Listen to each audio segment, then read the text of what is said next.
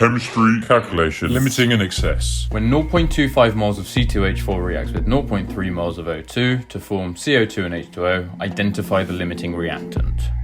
The first thing we need to do is write down the amount of moles we have. So we have 0.25 moles of C2H4 and we have 0.3 moles of O2. The next thing we do is write out the stoichiometric ratio. So C2H4 to O2 has a ratio of 1 to 3, and then we add in one of the moles. So I'm going to add in C2H4, and we times that up and divide across. So we get 0.25 times 3 divided by 1, which is 0.75 moles.